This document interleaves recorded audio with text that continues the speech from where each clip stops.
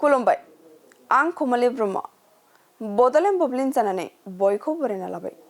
दिनै 22 जानुवारि 2024 नोंथांमोननो बड'लेण्ड बुब्लिया दिनैनि साना मा मानि थाखाय मिथिजायोबा दिनैनि सानाव मा हाबाफारि फालिनाय जायो नोंथांमोननो फारि फारि बड'लेण्ड बुब्लिया फोरमायगोन। दिनैनि सानावनो एबा 22 जानुवारियाव अय'ध्यायाव रामलीला प्रतिष्ठाखौ गासै भारतावनो फालिनाय जागोन।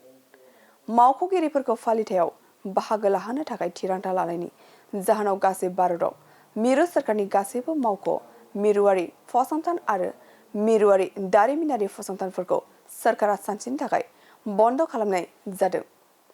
बेनि अनगायैबो दिनैनि सानावनो नेशनेल हट सस डे आरो नेशनेल ब्लन्ड ब्राउनी डे महरैबो फालिनाय जायो। नोंथांमोननो बड'लेण्ड बुब्लिया दिनैनि सानाव मा हाबाफारिजों मिथिजायो आरो मा हाबाफारिखौ फालिनाय जायो फोरमायबाय। गोजोन्थों।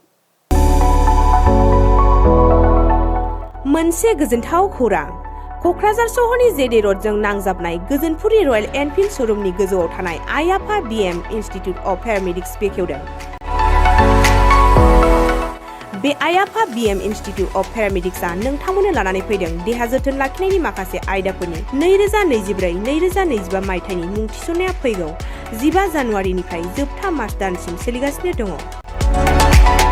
10+2नि उथ्रिसारनाय बिजाथि एबा फरायसाफोरा बे पेरामेडिक्सआव गावारि सोलोंथाइखौ लानो हागोन। क'क्राझार सहरनि गोजोनपुरी एबा गांजिमा बाजारजों नांजाबनाय आइ आफा बिएम इनस्टिट्युट अफ पेरामेडिक्सआ नोंथांमोननि थाखाय गोदान मुं थिसननाय आयदाफोरा जादों medical laboratory technology, first aid patient care and assistant nursing, OT technician, ICU technician, radiology technician कर्सखौ 2 बोसोरनि गेजेरावनो आबुं खालामनानै बिएसएस डिप्ल'माखौ लानो हागोन।